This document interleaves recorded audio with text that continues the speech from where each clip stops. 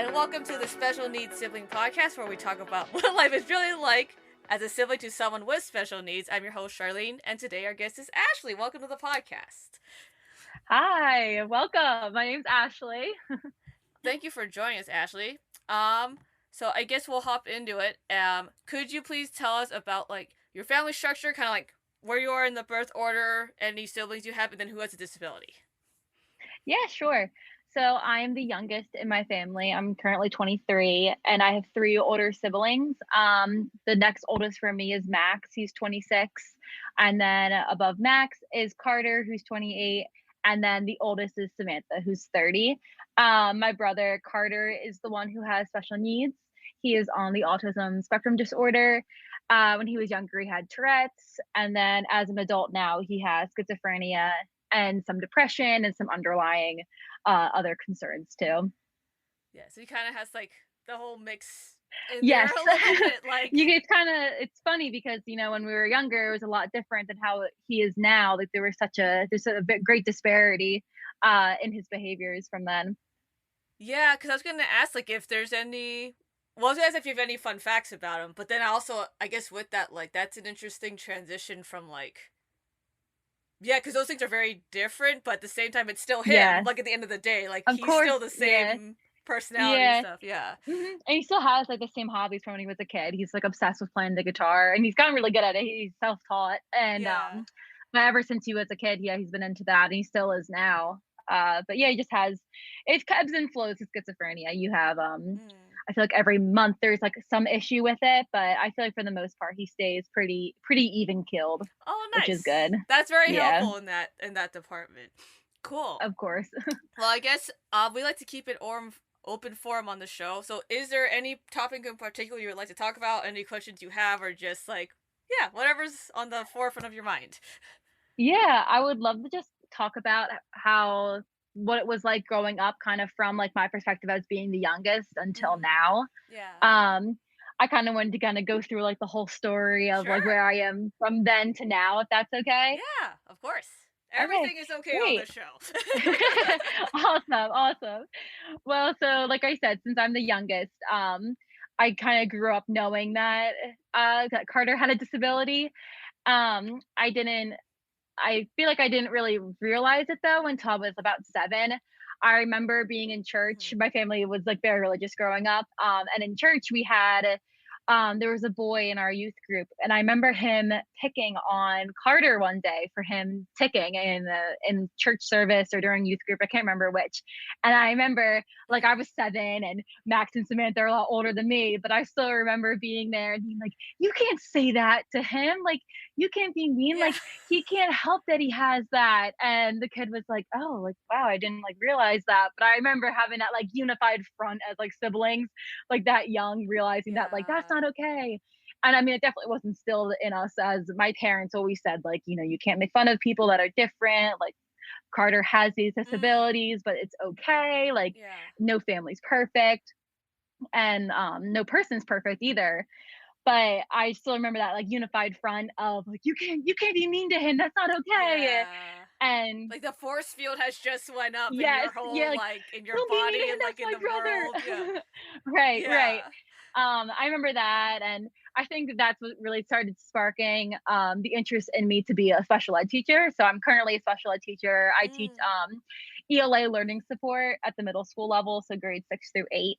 Oh. But even ever since, I feel like when I was 7, I knew that I wanted to be a special ed teacher and help people like my brother. And Yeah. I think that he was so impactful in me for that way, knowing that I can help people like him. And I feel like as I grew up, and then it also had me gravitate more towards people like Carter's. And I remember having like good friends that had disabilities. And I remember my parents saying in one of the like conferences that we had in like elementary school, like, Ashley really hangs Mm. out with like everyone in the class. Like, she doesn't like exclude anyone. And my parents were like, oh yeah, like she has a brother, special needs. That's probably why. Like, she's probably used to it. Yeah. But I always kind of had that in the back of my mind, like, oh, I want to be a teacher. I want to help people like him. Which Yeah. was good. I mean, I had that spark in me from like a little kid, but then as I got older, things got like tough in the house, and I'll kind of be like, man, like I can't believe like I want to be a teacher, and yet like all this is going on at home.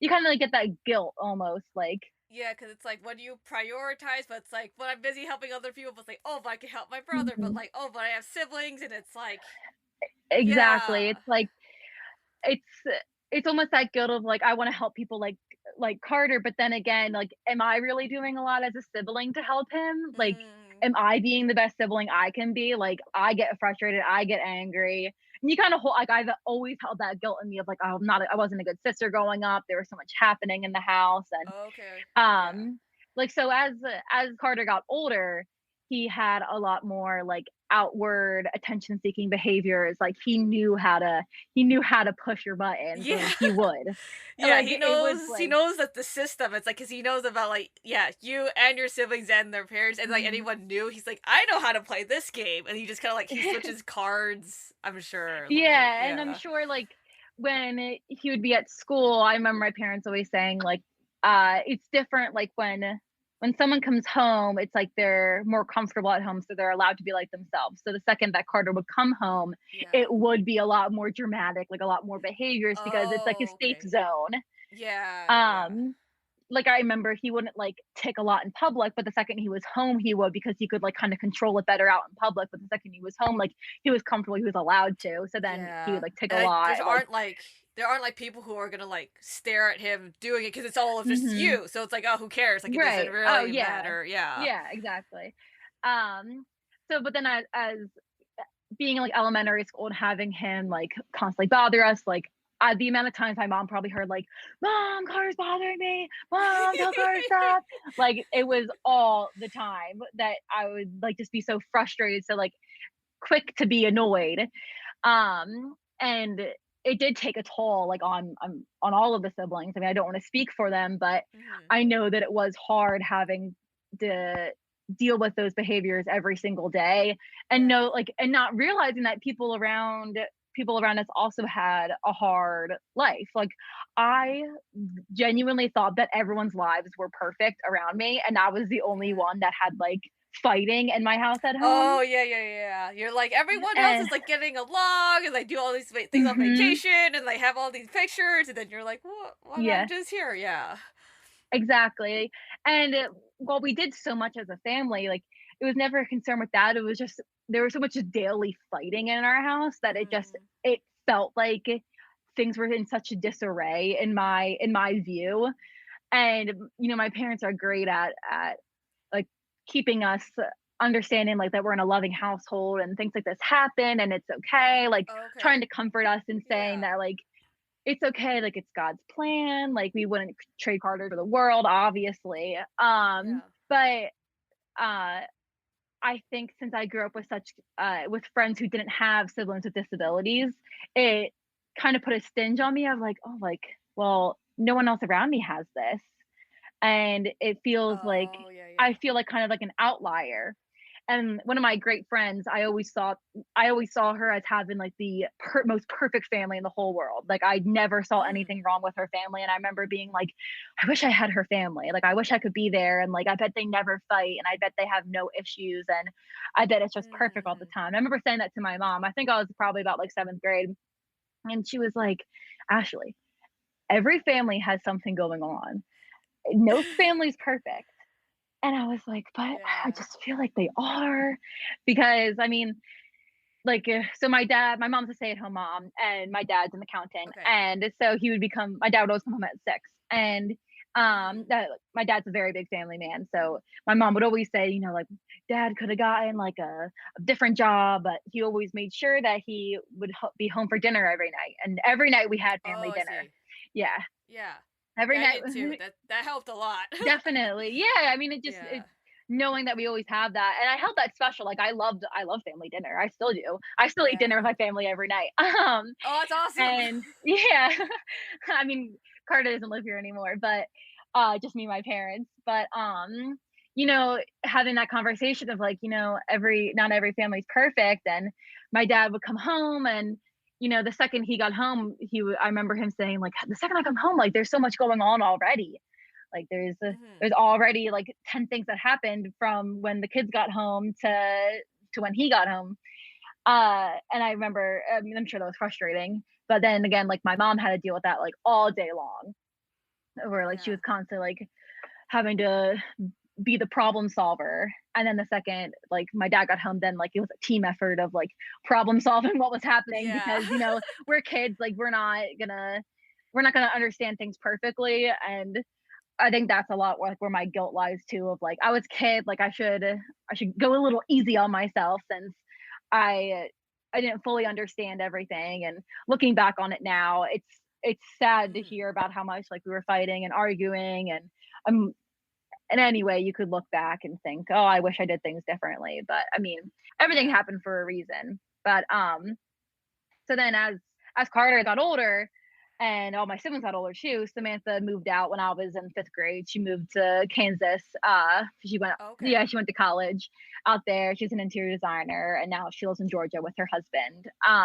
Okay. Max still lived at home with us until I was 14. Um, so and then Max went off to University of Vermont. So he again was far. But Okay. Yeah. once Samantha moved out, it was kind of like the five of us were just like our little family unit. And then Mhm. there was still like the behaviors, like Carter still had that attention seeking, like trying to bother you. We Yeah. whenever we're like all together again, we always talk about it, what it was like when like, because Carter like is very open about it now, of like, man, I was really annoying, huh? Like because we Oh, would he talk actually about, like say it. Wow, that's yeah, pretty good. we Like, yeah. especially with some of his ticks. Like I remember Max saying that Carter used to come up to him and just like put his hand in his face and go wee wee wee wee wee wee wee.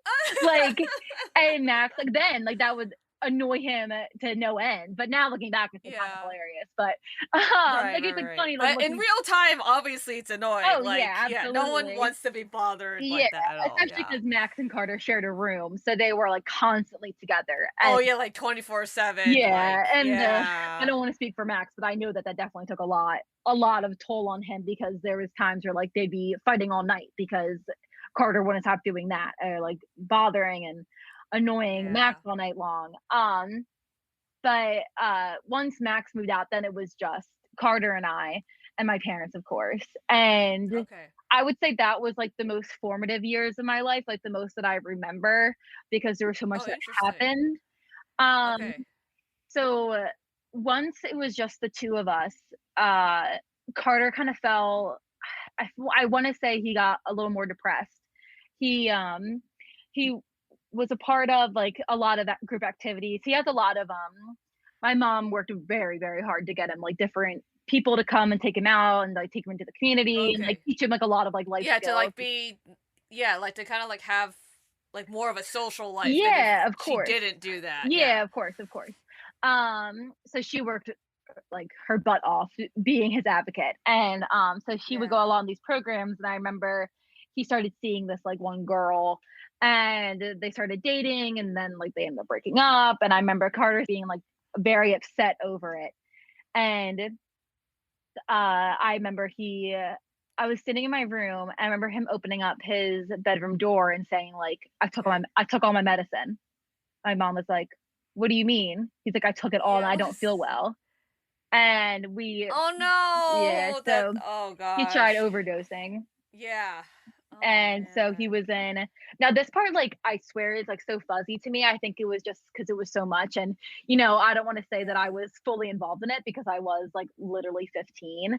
And it was Yeah. up to my parents. And I can't imagine the stress and toll that must have taken on them having to deal with that. But they say that from what they tell me, he was in like a coma-ish state for like 3 days. Like he would wake Oh up and like gosh. not really understand what's happening, like fall back Oh asleep. Like man.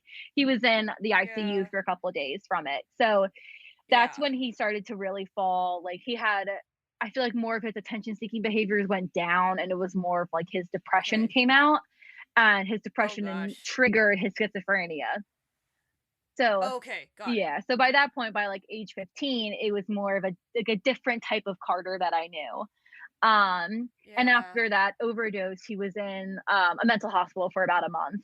And that's what I remember like the most about that time was when he was in there. I remember my dad and I went to visit him, and seeing the facility that he was in was just like heartbreaking, realizing that he needed like that he was in there, because it was just like it just felt like you were in a TV show, like that stereotypical like mental hospital. Yeah, I was gonna ask, like, I can imagine a TV show, and I'm like, it's like, yeah, it feels like prison, but Yes, it's not. But it exactly. very much you get the feeling that it is Mhm. prison type Ex of thing, right? Exactly, and you Okay. see people that are, like, a lot older there, and you just, like, wonder, like, "I wonder how long they've been in here." Like, their family Oh my probably gosh. doesn't, like, care about them, or, like, doesn't I mean, I don't wanna say that, who knows, but, um, who knows how many times these families visit these people in here, and we were visiting Hmm. Carter that day, and I just remember walking in there and him being like, "I wanna leave, dad, like, take me out of here, I don't wanna be here Oh anymore," and, like, man. my dad saying, like, "Stay Yeah. in here for a little bit longer."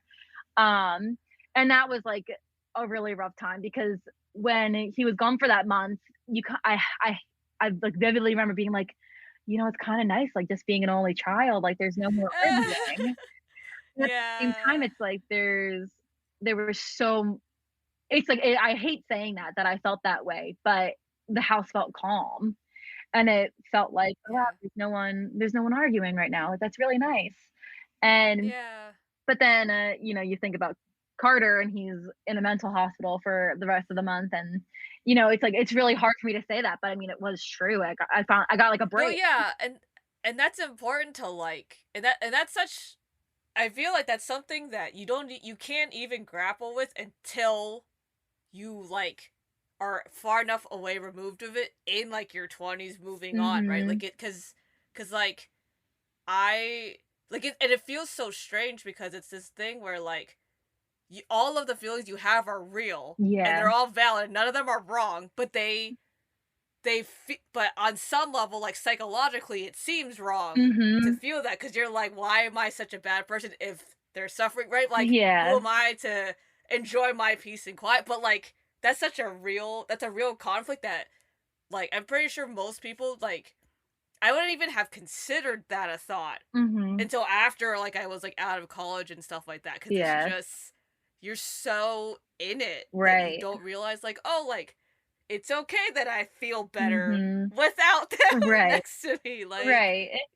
I yeah. know, and it's, like, different because our relationship is so different now, but, like, back then, it was hard, like, it Yeah, for and sure. then people would always come up to me, and or not not like a bunch of people asking me, but if someone was to say like, "Oh, like, tell me about your family," and I would say like, "Oh, I have a brother with disabilities," their first thing would Yep. be like, I bet that's so rewarding and so awesome." Like, I just What? like Oh, I've never gotten that. That's really? terrible. Like, don't ever say yeah, I've never gotten that. Oh, I think I've never gotten that response, but I would hate it. yeah, 'cause Personally.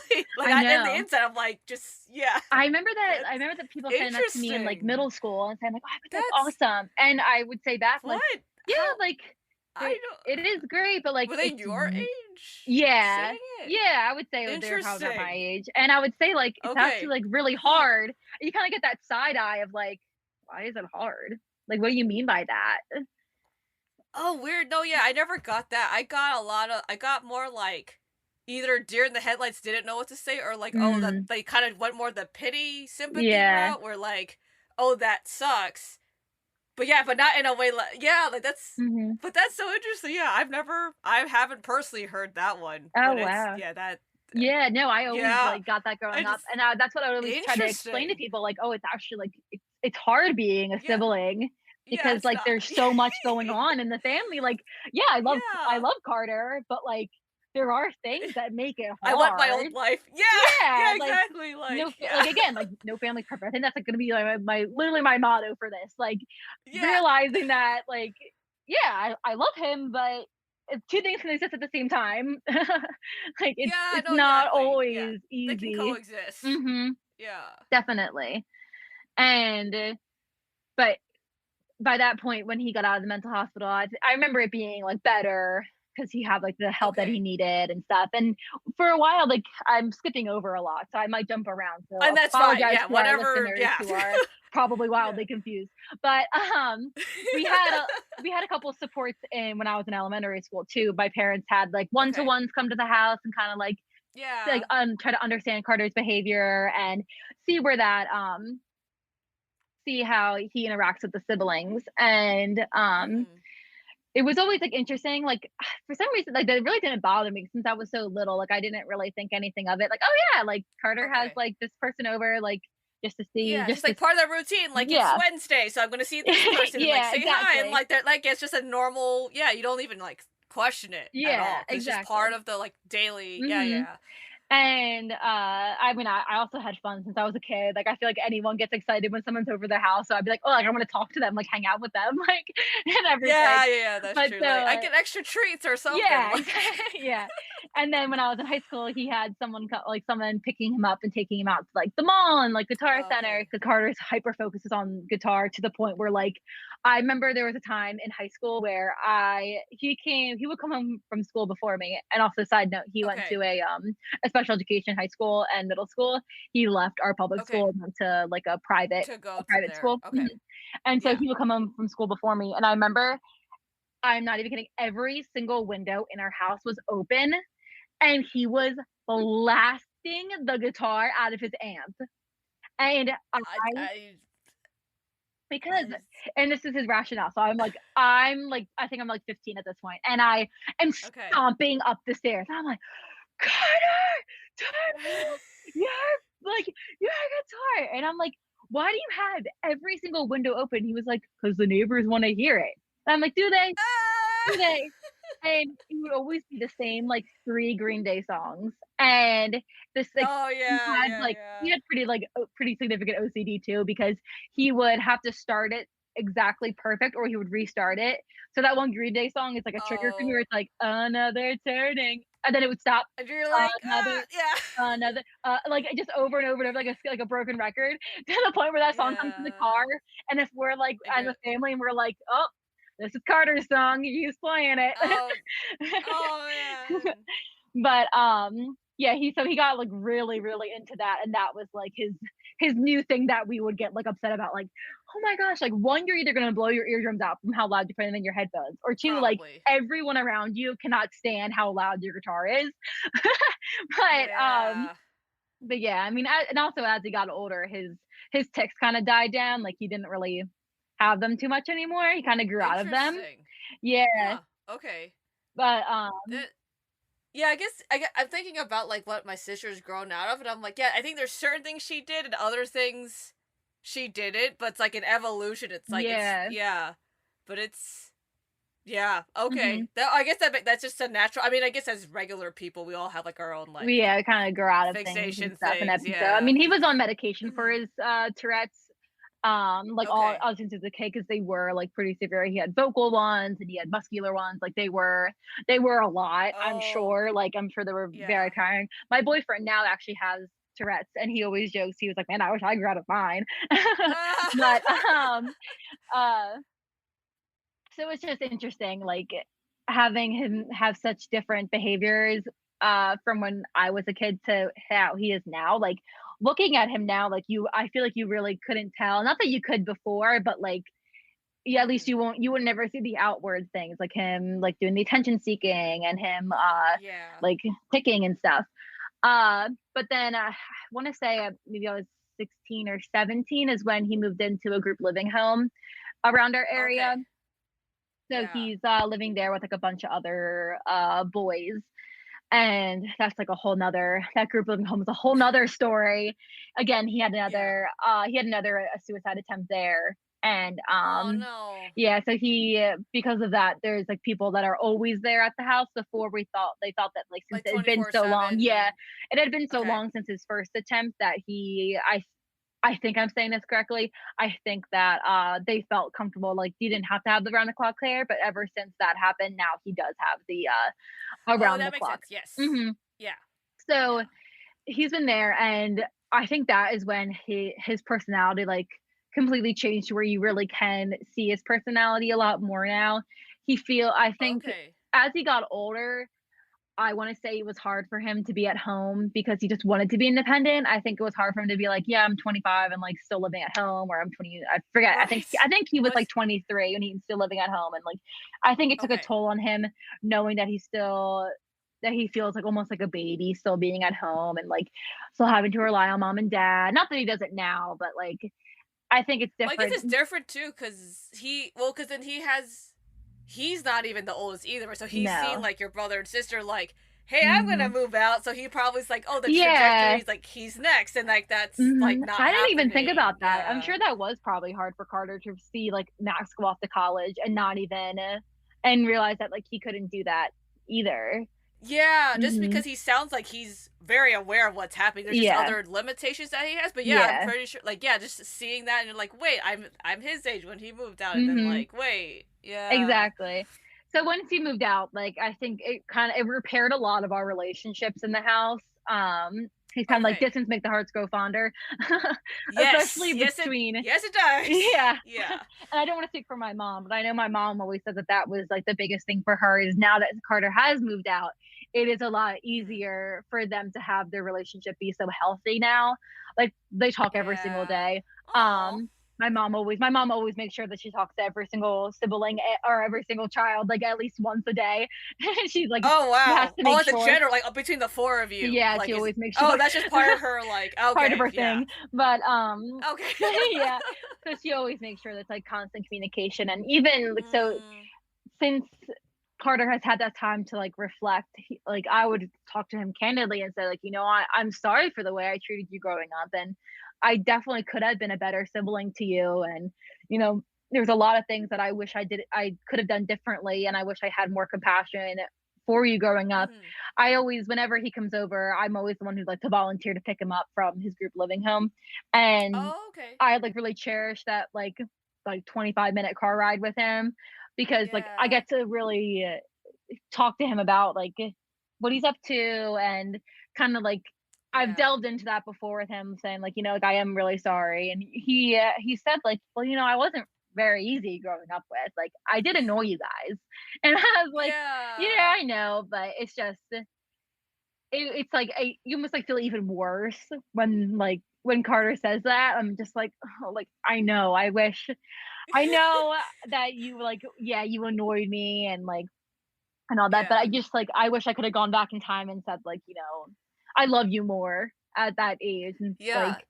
It's especially funny how, like, that's like, it's inversely doing like, I not doing know. what you wanted it to do. You're like, Yeah. "I already understand that," but you're like, "Wait," like Yeah. Like, every time we yeah. text, I almost feel that twinge in my stomach of, like, "Oh, like, I wish I text him more." Like, I wish I was doing more for him. Like, Oh, I I see. wish I was hanging Yeah. out with him more, like, you kinda get that pang of, like, "Ugh, I'm not the sibling that I was to him, like my other siblings." Like, Max and I would say are, like we're the closest growing up because me and him are only 4 years apart. So, Okay. me and him were, like, glued together, and because we have such Mm. similar personalities, and, I Oh, okay, mean, okay. since, Carter was home with us, I'd never even really thought about it till just now, like, I'm sure that was hard for him to, like, maybe not feel like he fit in with us because we would exclude him, like, he would bother us and, like, he Mhm. wouldn't even around, and, my mom would also, like my mom was great at making sure that we had time to be just like siblings with just like Max and I or Yeah, like, Samantha just and I. yourselves. Yeah, Yeah. like she always would Yeah. take Carter out and like take him to places. That way we had our alone time. Like my parents were Oh, nice. my parents were Yeah. awesome and like very aware of that, like making sure they had took Carter out. We want to have friends over, Mhm. just in case anything happened. Like they had their bases covered of like, oh well, like Ashley wants to have her friend over tonight. Like, how about Carter goes to Granny's house or something? Oh, Uh, okay. Yeah, yeah, yeah. like just in case something were to happen and the argument happens and whatever. But I mean, it like so like I was saying, like those car rides with him, like I really cherish and just having those conversations of like, you know, I'm sorry and I do love you and Mhm. reminding him like you are a great person and I love you so much Yeah. and I try to daily remind him, well not daily, but like When whenever you I do see see him him, reminding yeah. him, yeah, like you are the reason that I am a teacher. Like you are the one who put that spark Yeah. in me and like 'cause I remember being a kid and saying like, oh like Carter, what does it feel like when you have tics? Like, what does that mean? Like, and he's like, I don't know, you just like do it. Like, you just can't help it. Like, he used That's to, a great I answer, though. know, I gotta say, he like used that's to great. tap his index finger and his middle finger to his ear and like listen to the beat of it tapping. And I remember he would Huh? like flex his muscles a lot. And that was when I remember Yeah. I forget where we were going, but we were in our minivan. And I remember seeing Carter like ticking. I remember being like, does it hurt? And he's like, no, Oh it yeah. doesn't. Like, it just like, it's like a good feeling almost or whatever. But like, Yeah. hmm, Yeah. Yeah. I was always like Like so fascinated by that as a kid. Like, whoa, like he can't like help it. He just like does it. Like, that's so crazy. Like, that's so interesting. Like, I want to know more about yeah. that. Um, and just like, and now I'm older now and I've had like the education that I've had about special ed. Yeah. Like, Like you're educated enough to like yeah, to understand like what's understand that and just happening. like understand the behaviors that he had as a kid. And like my mom's told me stories about how before I was born, like Carter would be at the playground and like she would worry the second she heard a kid crying, like, oh, like did Carter hurt him? Like, oh, I'm like constantly worried of like Yeah. something bad happening with him. And I mean that would be like her story to tell because I don't want to speak for her, but I Yeah. mean when uh, when I was young, like I can't, or I mean, even thinking now, like I can't imagine having a kid, but constantly being worried about something that he could be doing that could be affecting someone Mhm. else. Yeah. And I can't imagine the mental toll that took on my parents of just having so much going on, whether it be sending like my two siblings off to college and then having the Mhm. suicide attempts from Carter and having him be in so many different places at once. Like it was hard. And my mom was a great advocate for Carter because I mean she got a lot of waivers for him, got him into the group living home Yeah. where he can be That's independent. And I'm really happy for that. That she was able to do that. My parents are great, but uh yeah, I mean, I think just the lasting impact that Carter has left is realizing that like it's okay that people are different and that your families are different, dynamics are different. yeah.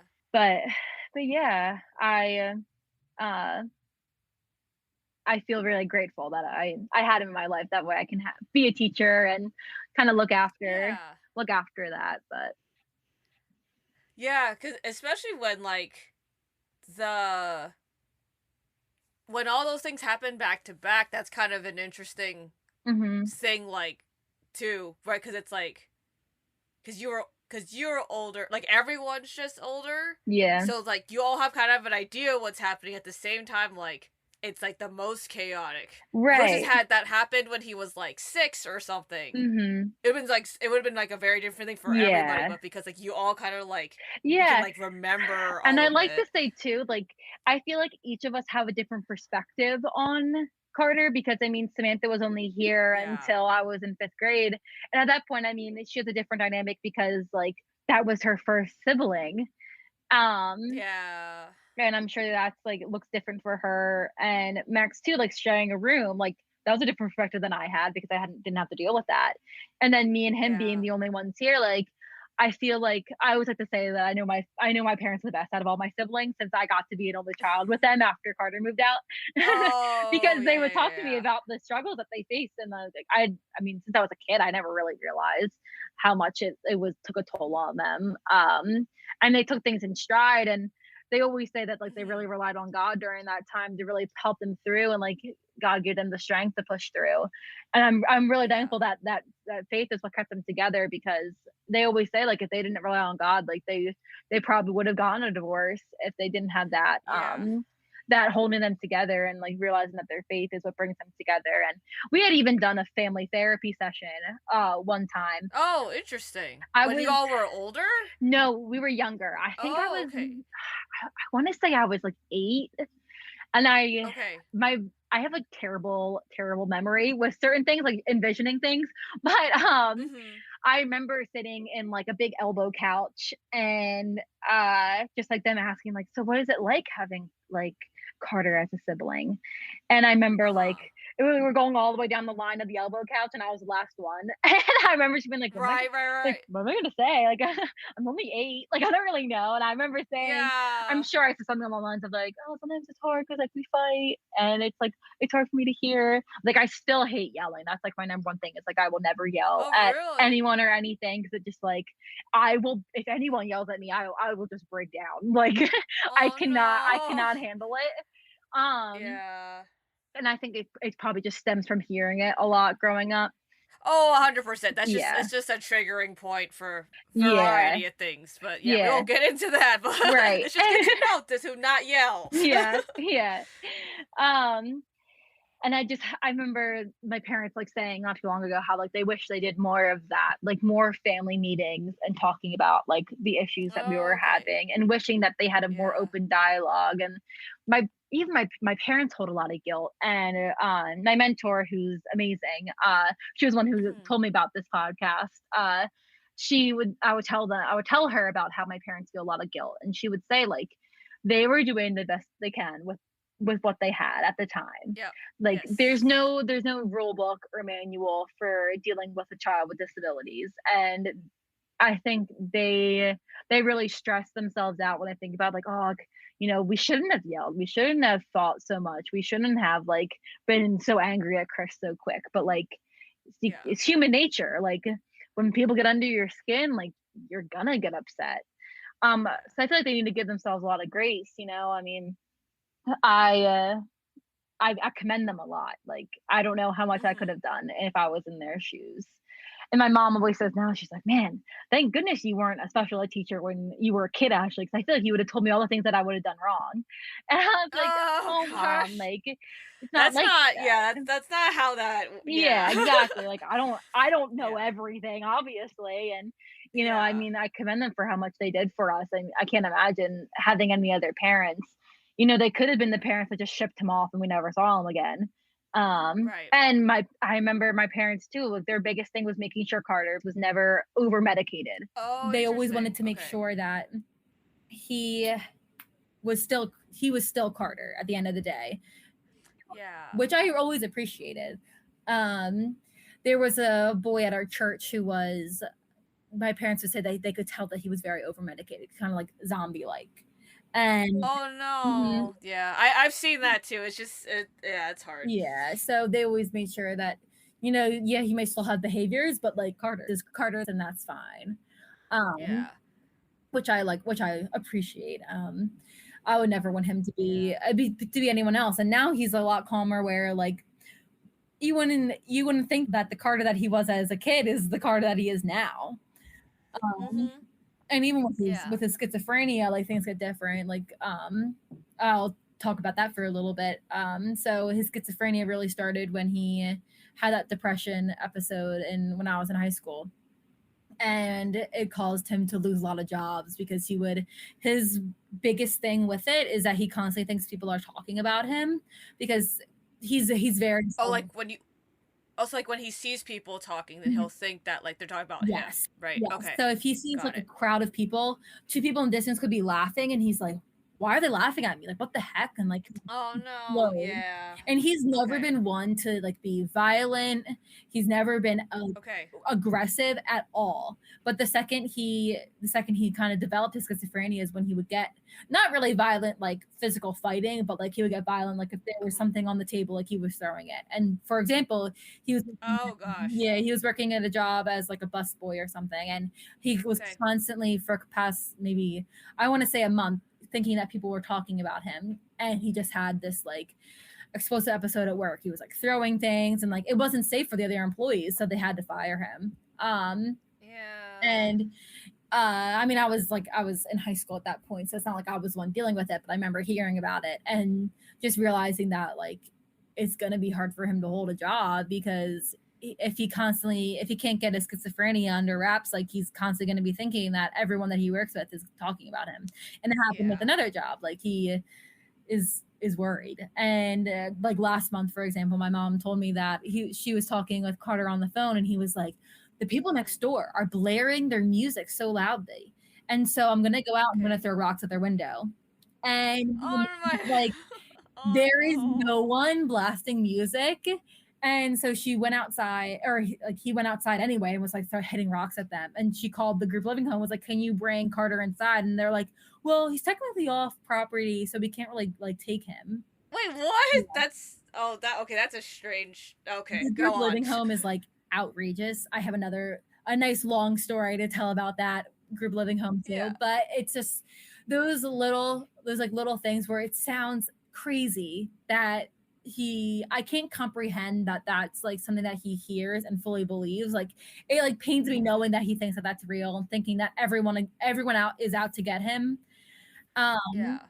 and so my dad and him went to a concert, and my dad was saying that at one point they were walking out of the concert, and he thought that the people behind him were saying like, "Oh yeah, he didn't know what he was singing. He didn't know any of the lyrics to any of the songs, and like he's Mhm. just like he's a fake fan or something." And so Carter turned around and was like, "Shut up, that's not true. Like, why would you say that?" Like yelling at them. My dad like pulled him aside, like, "No one is talking about you. I promise. Like, be Oh calm. Like, you're man. okay. Like." Just keep walking, Yeah. just ignore if you hear anyone, just ignore them. Um, so I think even my parents having to navigate that now is different for them. Because I Yeah. mean, Carter will never talk about that to any of the siblings because he's the closest with my mom and my dad. Okay. So like when me and Carter are like driving in the car together, like he'll never be like, "Oh yeah, I was like hearing something that was happening outside my window." It would always just be like, "Oh yeah, Okay. I'm having a great time." Like you wouldn't think that anything was wrong until my mom says, like, "Oh Oh, well, he actually okay. had like a really rough past couple weeks or something." Like he kind of hides it. I'm not sure if it's like he's insecure about it or he's just worried about telling us, but Yeah, or yeah, it's like, or it's like it just doesn't. It's not concerning, really, because it's not Mhm. like you're there to help, Yeah, even if you of course. Like could, it right? really is Like, my yeah. parents doing a lot of the like, all of the work, I want to say. But so with his group living home about a year or so ago, or yeah, almost about a year ago, they had been underdosing him for one of his medications, his schizophrenia Okay. medication. So he wasn't getting the amount that he needed, which caused him Mm. to have a huge schizophrenic episode. He wound up in the hospital for I forget what it was, but he was in the hospital and then escaped from the Mhm. hospital. The Oh my person, gosh. the person that was from the group living home left him because their shift was over. So Okay. Carter changed back into his regular clothes, out of the hospital clothes, and walked out through the front door and was just walking the streets. And they had no ideas. And eventually, like the group living home called to my parents and said, like, "Hey, like we can't find Carter. We don't know where he is." Oh my And so now gosh, that is the worst phone call ever. uh, Like, I yeah, we've gotten that phone call. It's not. It's I not can't good. imagine. Yeah. So then now my parents, it's also like midnight. Now my parents are frantic and they're driving anywhere near. Oh yeah, Yeah. 100%. Anywhere, everywhere. Yeah. Not gonna. Yeah. So they Yeah. ended up finding him at the train station. And my parents get out of the Okay. car and they're like, "Carter, Carter." And he's like, "I don't know who you are. I'm trying to find my mom and dad." And like someone like they were trying to take my brain in the hospital and like just like spewing out anything, like nothing made sense. Like he didn't recognize my parents. He had no idea where he was, what he was doing. And my dad said that he noticed that like a train was coming and he was like horrified that Carter was gonna jump like as the train was coming. And my dad like kind of like positioned him a certain way and like there were cops were there because on his stint until the train station he had like stolen some stuff from like 7-Eleven. It's crazy to even say this because Oh, on top of that. yeah, Okay. it's so unlike him. But since they were underdosing him, it caused him to have this big break. And so they were at the train station, there was police there, and they were trying to coax him back into the car. And so eventually, like, my parents were like, "We are your parents, like, come with us, like, you're fine, like, we can get you and stuff." And like, Oh my gosh. yeah, so he ended up coming back and it was a crazy big mess of like, oh, was it the group living home's fault? Whose fault really was it? Like, and everything. But Yeah. in Carter is still at that same group living home. I think I I want to say it's a lot of change for him to make, like going from one place to another.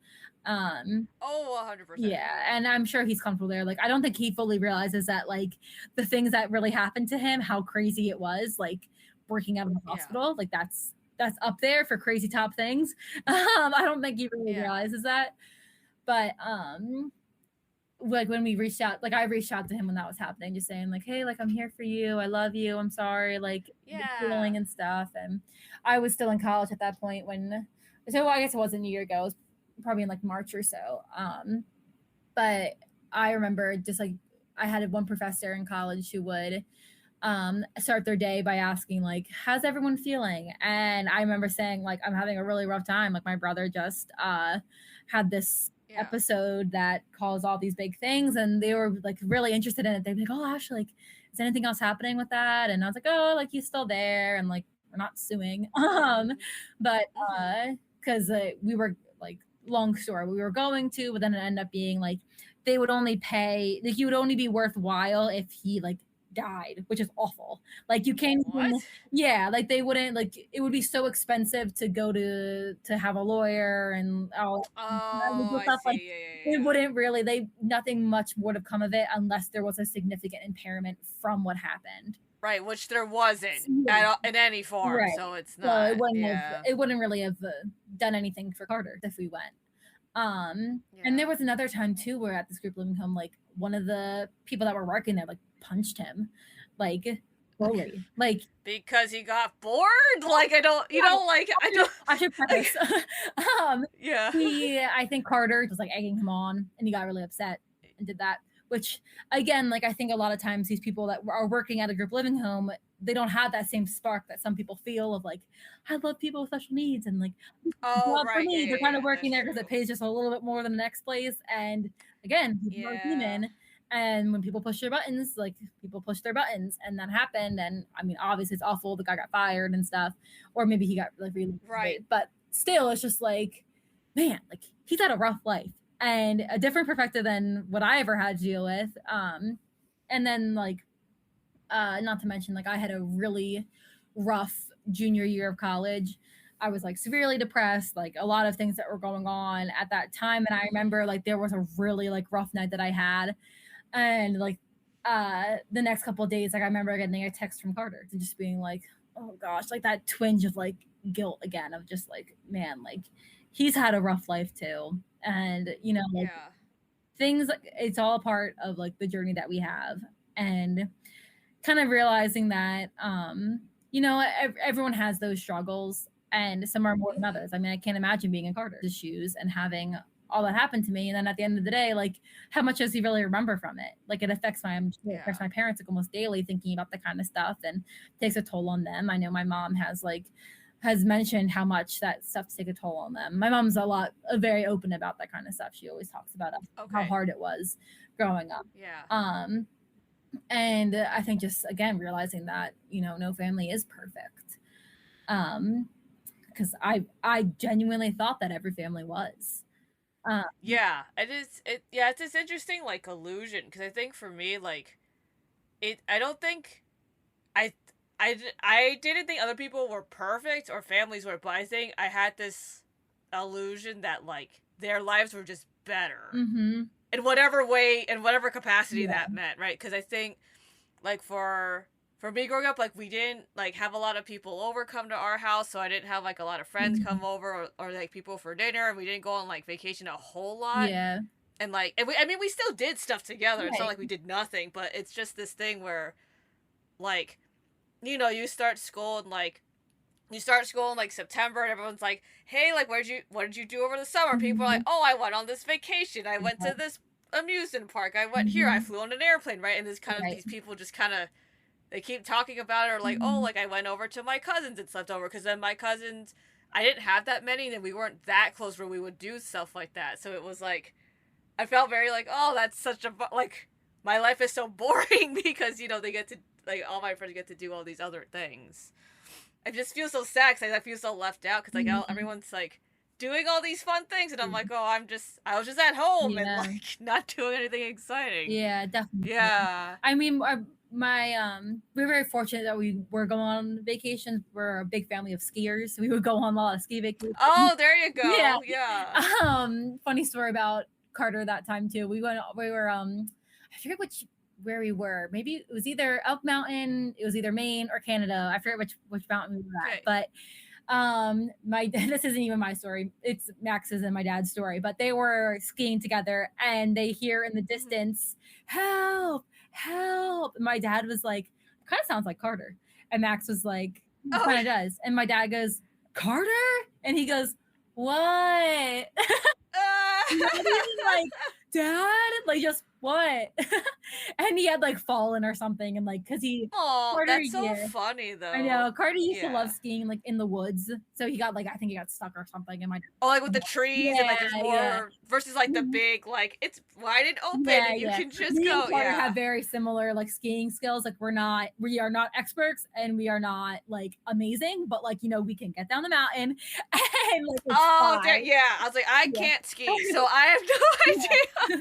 My dad and like my sister and Max are all like expert level skiers. My mom, Carter, like know how to like navigate through all the stuff and like okay. But he's like, so we would go on a lot of family vacations, but there was a time in high school where we went on family vacation and Carter was still living in the group home and he did not come with us. And I remember like, again, feeling guilty that he wasn't there, but also at the same time, like, it was really nice having a family vacation where there was no fighting. And it's like you get peace and quiet. You're all just like doing your own thing and like, oh, you could just be with each other. Yeah, no, it is that type of peace is like a very different. I don't think people understand how different that can be. Like, and it's almost like you making sure you include like, I do have 3 siblings, you know, like there's only 2 of us here, but we do have 3, and it's hard to say that, but I mean, it does happen of just you get kind of tired and you get kind of, especially back then, like we were very tired of things that were happening. I mean, I was only a kid, but I'm sure my parents were tired of having to deal with the constant arguing that ensued of Carter being like, oh, it's not fair, I don't want to do that. And there was a time when we were on family vacation as a kid and we were going up to Maine, I think like a summer vacation or maybe it was a winter one, and it was a summer one because Carter was a part of like some nature thing like at a state park, and they had given him custard from Rita's, and custard makes Carter throw up. But what did he eat? He ate custard. So we are pulling out of our driveway about to go on our summer vacation, and he throws up all over the car, and it takes like my dad like 2 hours to clean it. And then my parents' philosophy was like, you know, like when you throw up, like you're not really supposed to eat anything because you're probably going to throw up again because it's still in your system. Right.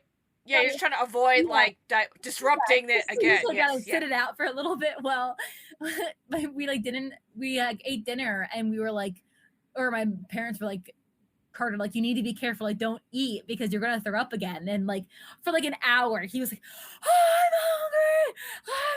My parents were like, oh my gosh, okay, but like do not throw up. Like like it's like, what's the lesser of the 2 evils, being screamed at or another throwing up, right? Like they're it's like there is no lesser of the 2 evils at that point, which is what you want to deal with, right? Like they're equally bad. And the car smelled awful the whole ride up, and like exactly, that's what I was like. I'm like, I wouldn't want to be in the car. So it was a good ride up there. So like it was a fun car ride. And another thing about like the guilt too was we have a lot of home videos that my dad used to film.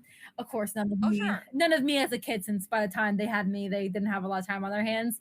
But we would always film Christmas morning. And I want to say maybe it was a year or 2 ago, we were rewatching like a Christmas morning video. I think it was just my parents and I. And in the video, I got like a new iPod. And I was like, Max came up to me and was like, oh my gosh, like, can I see it? And I was like, yeah, here, you can see it. And then Carter goes, can I look at it? And I go, no. And I take it from him. And I just like watching myself act like a brat on to him. Like, I literally was like, oh my gosh, like just like that chills and like that again, like that stomach guilt of like, oh my, I can't believe I was like that. And like, it's documented that I was not. I know. I was like, that's the worst part. Like if someone had told you that story for kicks, it'd be so different. But you're literally watching, and like I'm my own like assumptions about it, like and just like I never wanted Carter to touch my things. I never wanted him in my room. Like, I would just like get so angry, which is why I had that guilt of like, I can't believe I want to be a special ed teacher, and yet I treated him like that. Like, I was so rude and so mean. Like, Oh, I I didn't see. show Yeah. compassion. Like, I didn't show grace like I was supposed to. And, you know, like, I mean, again, like, yes, I was a kid and everything, but just watching it Yeah. back, I'm like, oh my gosh, I was so mean. And I even said that to Chris, like, in the car. I was like, I was watching a Yeah. home video and I was like really mean to you in it. And I was like, I'm sorry. And he's like, Yeah. I gotta apologize. Like, it's fine. Yeah. But yeah, I mean, it is nice like getting to talk to him now and having him be, I want to say like lucid is a good word. Yeah. Understanding. Because I mean, back then, like, Yeah. he didn't know. Well, I mean, like no one knew, right? Like you're just reacting in real time. Like to be honest, like even like despite any disability he has, right? Even if you were just in a fight with him like the day before, you would have probably still said the exact same thing, right? Regardless of anything, right? Like that's just you in real time reacting to stuff in real time. Like that's definitely just you going through your life. Yeah. But I mean, it's sometimes you wish that those type of moments weren't ever filmed. Oh yeah, that I can't help you in that department. Like the filming. I know. Yeah, I don't. Yeah, I think I feel like a lot of the stuff on video of me when I was like in school stuff was all like when like you have like school performances or like school assemblies or like your whole it's a lot of that, but not like a lot of like home stuff. We have like pictures, but like not as much video stuff at home. Yeah, we were my dad was a big like filming and taking pictures and stuff. And my dad, this is a random story, but my dad likes to talk about the story of when we were driving down to Hilton Head for a summer vacation. My dad drove with Carter on the way home, and Carter sang Grease, like the songs in Grease the whole way. Like from the movie? Yeah. Like, so it's like, okay. Yeah, like, how am I a good singer? And just like sang for like 14 hours straight of like Grease Lightning. 14 hours. Fully kept. I know. I was trying to do the math, and I'm like, well, the movie's only this long, which means the soundtrack is only this long. But then it's like but if you multiply that by the number of hours in the car, and my dad was like, yeah, that was a lot.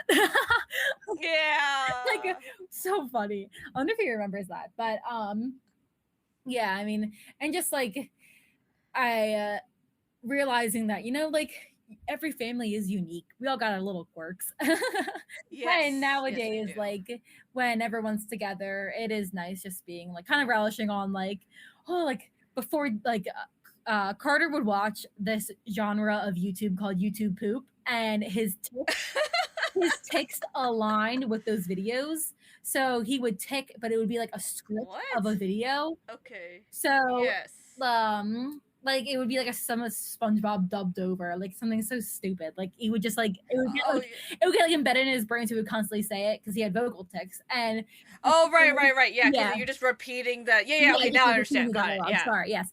But before dinner every night, it was high school time, so I don't think Max was there for like a year of this, but every night before dinner he would go, "Oh boy, dinner." And then right after we finished, he would go, "What's for dessert?" That was like every night. He would say yeah. And nowadays, like now when we're over, we say that to him, and he's like, "Did I really say it that much?" And we're like, every night. Yeah. But it sounds so fun, at least when he's like, when you're all remembering stuff, it sounds like everyone can kind of like move past it, which is really nice. Right, like, and I mean, I'm sure like he has feeling, like, you know, everyone has their own feelings about stuff, but it's nice that like you all can. It's almost like more normal when you guys talk like reminisce about it, which is cool. Yeah, because it's like it's funny because there are times when he is just like, you feel like there was never that part of him that was like so old, so like gut wrenching and so annoying when we were kids, and then you hear about what he's doing when he's having a schizophrenic episode, and it's just like, oh wow, like he's still our Carter of like he's consistently just being him, just like with other stuff in the way. Yeah, exactly. But and you know, like I remember there were times where like we would say you know, like it might be like I remember saying like it might be hard for him like growing up, and you might what if he doesn't get a job and stuff like that. And I remember Carter being like, well, I am going to get a job, I am going to go to college, and I'm going to do these things, and just being like that also might not be the reality of things. And it's tough. I mean, he's like, I want to say he's working like some cafe job now, but Oh, sure, yeah. it's just a matter of time before, you know, I wonder of when will he have another episode of thinking that people are upset with him or talking about him. And I think it just stems from him being like, him being really insecure about his looks, and he gets really worried that people think that they're talking about him, and that again, so it's interesting seeing him behave so differently from when we were just little kids, and him just poking and annoying and aggravating us. But yeah, because I mean, like I should also mention with his autism, it was just like the social skills were just not there. So he's like, he was fully verbal and everything. I actually got to read an IEP of his from when he was like a little kid, which is actually really interesting to read since I write them now. But when like reading in the background, the history, like the input from my parents of like how he interacts at home, and how Carter describes like being at home with siblings. It was like, it's really interesting to read it. And I'm happy that things are where they are now, but you know, when we were kids, it was a lot of the outward, the social skills were lacking, so he would have those outward behaviors of trying to get any negative attention he could. So like, I'll describe another one of like, we would be at the dinner table, and since my parents are religious, he would just say like, "Hail Satan" at dinner, just to bother my parents, and he would keep saying, "Oh gosh," and then, you know, like, we're on, like, my parents are only human, like they'd be like, stop, like, like, you're only saying that to get a rise of us, like being sent to his room a lot, and having those behaviors was just like hard, and just like, oh, like, why can't we just have like, I remember saying like, why can't we just have one night of like not fighting? I remember my parents being like, we don't fight every night. And to me, I was like, I probably, like, in this podcast, I probably sound like we fought every single night. And to me, it did. It felt like we did. Like, we fought every night. And he was yelling every night. I mean, it's what I remember. But, you know, I mean, it was a formative years of my life, and you can't really take it back. And, you know, again, like, I wouldn't change anything for the world, but it is what made me today, and like kind of the values that I hold now of, you know, wanting to be who I am. But I am like very proud of my parents, and I don't think they give themselves enough credit, because yes, like I said, they're only human, so yes, they're gonna argue back, and there was a lot of fighting, but you know, I think they did the best they could with what they had.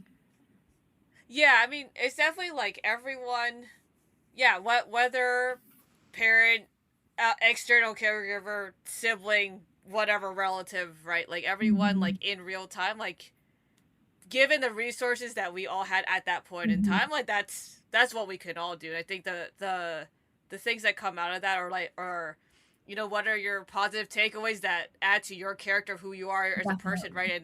And you're very conscientious, I'm sure, about like being very caring now to everyone, not just Carter, right? And I think that's such an important thing, right? Like, for as much as you have your guilt come in and waves every now and then, right? Like the thing that you know is that it comes from a place where you know, like, how you can be better, right? And it's made you better now, even though sometimes it doesn't come in the best way to remind you that, but like it still adds to who you are as a person. And like as a sibling, it's such a confusing and interesting thing where like you have, and in your case you have like typical siblings and you have a sibling with a disability, right? And in that case, like, you all are formative in each other's worlds, but it's always fascinates me how much like intertwined with the disabilities become with who we are as people, because it's like there is a level of like, no matter what, he would have added something to your life just because you're related, but there's a different level of like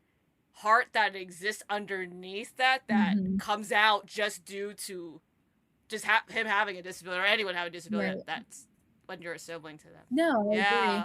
I wanted to say too, like, not knowing that, not having a manual growing up, my parents said that Carter was like one of the first kids in his district to have autism. And Oh wow. in first Okay. grade, his first grade teacher sent him to a like juvenile, like a school for troubled kids, that they recommended him to be Mhm. placed there. And Carter came home Yeah. like cursing, like there was like violence at school. And my Yeah. parents were like, this is not appropriate at all. And then that's when he got his Yeah. diagnosis of like, his autism and stuff. And he stayed like at his public school for up until like sixth grade, I want to say. But they found out that like Yeah. a lot of his teachers or his aides were just giving him the answers, so he wasn't learning anything. And so Yeah. they had like I believe it was a due process hearing to have Carter be placed in a special education school, and his school was great. Like my parents had nothing but great things to say about him. He had a lot Yeah. more opportunities there. He was around like-minded kids, and he felt. I think he said. I remember him saying, "He's like, I feel like I'm learning a lot more here than like what I learned Aw. before." Like he actually had to do the work. Yeah. He's like, "Yeah, I That's guess they great. were really doing the work for me." Um, and I guess it's funny now too, since I'm a teacher for ELA learning support, so I'm in a co-taught setting, so it's different than what Carter grew up with. I mean, since he was in Okay. self-contained school, but I do think it is really important to have students with disabilities integrated into the classroom. Um, Yeah. that way they can be around their like-minded peers, which I Yeah. again No, like do. yeah. Mm-hmm. It's yeah, my sister's with the school system is a whole other thing. Like she's Mm-hmm. had the whole spectrum of good and terrible and like yeah, it's a whole thing and it just sucks because like sometimes it's timing and who you know and how far you're willing to drive and like Right. what right and like and it's like those three things if like two of those things don't work out, it kind of doesn't matter Mm-hmm. what you want because it's like if those two of those things don't work out, you Yeah, can't yeah, have it. exactly. Yeah. Yeah, I think his school's about like 45 minutes away, but the bus like But the we bus have would the come, bus, so yeah, which was that's good. yeah. The school bus came for the longest time because I think even there came a point where like I was like at a different school because Mhm. it kind of had to do with her bus schedule. It's kind of this convoluted thing, but it's the but yeah, but just the level of kind of the people who work at the school is Mhm. like one thing, and then the actual school district is a whole other thing, and then you have like the The paras and like logistics. the teaching aides, which is another. Yeah, like Yeah. it's all like I think some people they just you get the right mix and it works out really Mhm. well, and sometimes you get like kind of a decent mix where you're like, okay, it's Yeah, not worth it right. to pull them out, and then you have yeah, we've definitely had like really bad where after a year my mom just pulled her out, like Mhm. it was just not wasn't wasn't okay Yeah. anymore. No, yeah, Yeah. that's definitely fair. I wanted to ask you a question. Did it ever Sure. bother you when you would watch maybe a portrayal of someone with disabilities on TV, or you would see like an ad that was inclusive Oh and they gosh. would act like they would treat them like a little kid, almost like you would see like an adult with like Down syndrome and they'd be like, "Oh, hi, like how are you?" Like that used to irk me, like even as a even like as a middle schooler being like Yeah. literally a person, like you can talk to them just like how you would talk to any other person. Did you ever think about that? Well, that's why I don't watch shows at Yeah. all that have anything Mhm. to do with it. Which is obviously there is stuff that is a little bit better than Mhm. others, right? And obviously things are a lot. People are much more educated probably now just because you have the internet. But Right. I think, uh, yeah, I would just have I I mean, growing up, I think I just had problems with anyone who didn't treat anyone with a disability in the way that in my brain it Yes. should have happened, right? Yes. And that's obviously very heavily biased because you're like somewhere between the ages of 10 and like 16 and you have Mhm. a very Yeah. but I did very much like I would be very inside I would just watch people and if they Right. would like do anything that was either treat them like they were less than or ignore them or whatever I Mhm. was very like Constant. aware. Yeah. Yeah, and I think on yeah, I think in terms of like media and stuff I would just avoid it like the plague because I'm Yeah. like I didn't and then one time we watched a movie in class I couldn't avoid it Mhm. and I was just sitting there and I was like and that movie was good. Like when I remember thinking about it, I'm like, it was good, but the thing that got me at that point, so I would have been like in 6th grade when I watched this movie, Mhm. and there was this scene where they like pulled this prank on him, Mhm. the person with the disability. I don't remember what his disability was, but they pulled this like terrible prank on him, and like I could, you have the sense Right. in your body where like, oh man, like so I just like chose to look down Yeah. because I knew that I could feel all of it, and I'm like, Mhm. it's a movie, like I'm Yeah. not related to them or anything, but Right. I could feel. I'm like I can't Yeah. handle it Mhm. because I don't want to feel my regular real life feelings of being a sibling, but like through a media, Yeah. even when it's good, and Yeah. it's like so yeah, even to this day, I'm very like. I'm much better because obviously, like you're older, and Yeah, like you kind can of see that with different you lens. keep, Mhm. yeah. But I think I was super judgmental of it. Mhm. Even if I wasn't like deterred by it, I was very like I would analyze it and go like, why did they choose to do it Yes. this way or like I whatever. I Yeah. remember Mhm. being on my school bus, and there was a boy on my school bus who had special needs, and there was another kid sitting next to him, and he was giving him like some type of like medicine, like cough drops, like to be funny. And I remember Oh. me, we were all maybe in like 4th grade, and I remember me and Yeah. my like best friend at the time were like, how dare you do that? Like that's not fair. We were like, don't eat that. Like he's not being nice. Like don't do that and stuff. And like I remember we told Yeah. like another teacher and said like he's trying to give him like trying to say that it's candy when it's not, like it's medicine. And like just like seeing people pick on other people that are just like less are like vulnerable is just like, oh, like irks me. That's why I would hate watching anything like that. That's why I brought that question up. It's just like, oh, like it Yeah. just like rubs you the wrong way. Yeah. It's definitely this thing where I think yeah, it's I think right nowadays I feel like I'm such like a back and forth on it, Mhm. like it like and I think that's just because of like I'm just older, so you're Mhm. just much more like aware of Right. like of things. But because the thing I would do like in school is like during lunch, what I would do is like I would watch like how people would interact with the kids who were like in the special needs, like Mhm. their classes and stuff, because I knew because they would kind of all sit in the same places, and like all the parents and Right. stuff, right? So I would always just watch how people would interact with them, because it was this thing where I was like, oh man, like I feel so bad because I could go talk to them and be nice, Mhm. right? And all these other people are like not treating them well. But it's like, well, but like I want Yeah. my own friends because but I'm not even related to them, right? So Yeah. that whole guilt is like a whole other Mhm. psychological thing where it's like, oh, like, but I can remember just like sitting there and like watching and Yeah. just because sometimes I didn't know what to do, because it's like do I be nice, do I not be Mhm. nice, but like I feel bad when other people are mean, but Yeah. like I was very like shy as a kid, so like Mhm. Yeah, as me much as too. I would get angry, I didn't have it in me to like go correct people. Yeah. So I would never yell at them because I'm like, I don't want to be the kid who gets in trouble for yelling at other kids. So like Mhm. it was all inside. Yeah. I like had to hold it Yeah, inside. definitely. Yeah. Yeah, and I wanted to say too, I remember like it's saying how like I have that guilt of like how I treated Carter. But then again, like if anyone would treated Carter like that, I would be the first one to be like, you can't do Right. like you can't do that. I'm a sibling. You can't do that. But yeah, I'm like, maybe I'm not treating him the kindness at home.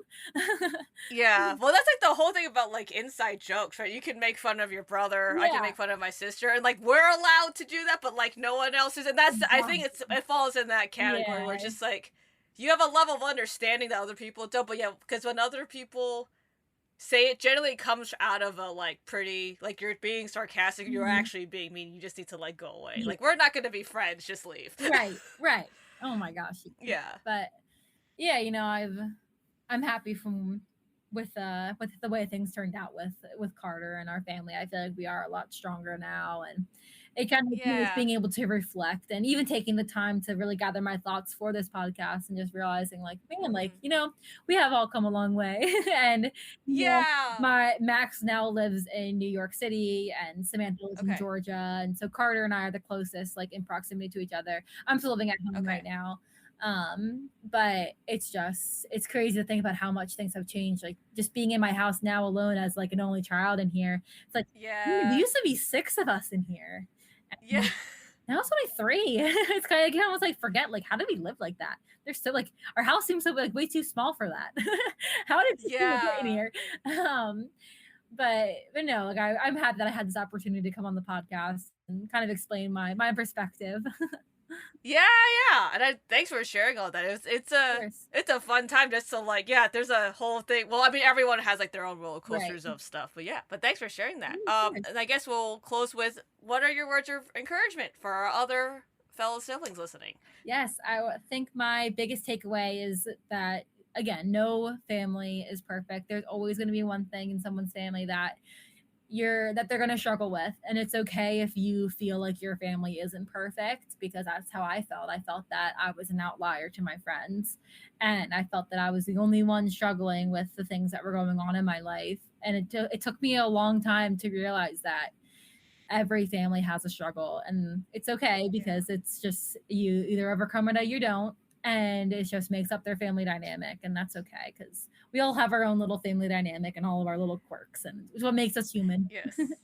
Yeah, and it's what makes it what's make it what I cannot talk today. It's what makes every family like special in their own Right, way too, right? Where you can have those jokes and you can yeah. have like those like bad days, but you can like look back and like it's just so yeah, it's unique to your family, and that by itself is worth like valuing just in all the experience. Yeah. Awesome. Well, thank you for being on the podcast. Yes, thank you for having me. I've enjoyed talking about all of our discussions tonight.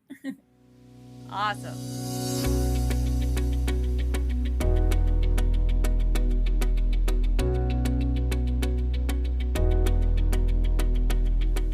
Thanks for listening to the Special Needs Sibling Podcast. I hope you had a good time listening and feel encouraged in your own journey as a sibling to someone with special needs. If you liked this episode, please share it with your friends. And if you want to hear more stories, please subscribe to the show. You can find us wherever you listen to podcasts. Also, the show can't happen without you. All special needs siblings have their own unique stories, challenges, family dynamics, and lots of life to talk about and explore. This podcast is here to let you know that you're not alone and that you matter. If you would like to be on the show or just chat off the record, please contact me. My info is in the show notes. Until next time, this is the Special Needs Sibling Podcast.